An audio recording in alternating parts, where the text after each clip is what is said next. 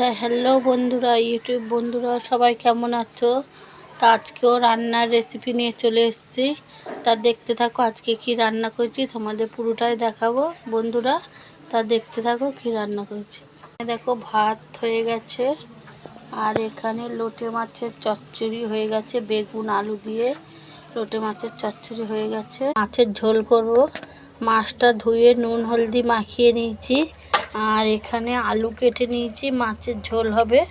আর এখানে পেঁয়াজ কেটে নিয়েছি, ভেজে নিচ্ছি আমি, নিয়ে তোমাদের দেখাচ্ছি। ভাজা হয়ে গেছে, মাছগুলো ভাজা হয়ে গেছে দেখো। আর কড়াতে তেল দিয়ে পেঁয়াজ দিয়ে দিয়েছি, তা লাল হয়ে গেছে আমার। এবারে এইতে নুন দিয়ে দিয়েছি, আর আবার আদা রসুন দেবো, লঙ্কার গুঁড়ো, হলুদ গুঁড়ো, আর টমেটোটা দিয়ে দেবো, দিয়ে দিয়েছি। এবার আলুটা ঢেলে দেবো, দিয়ে আলুটা দিয়ে ভালো করে নাড়িয়ে নেবো।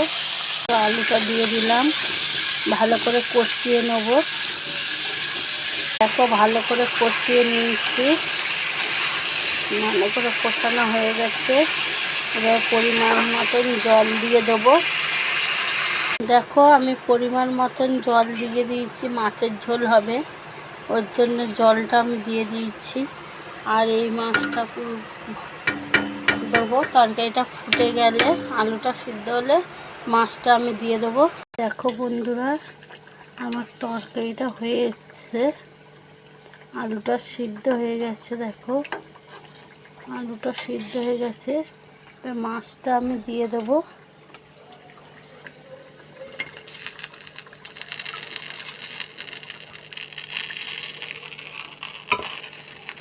মাছটা আমি দিয়ে দিলাম।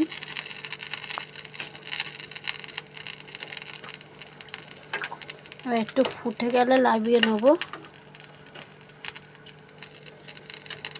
আমার মাছের ঝোল হয়ে গেছে, এবার গ্যাসটা বন্ধ করে দেবো।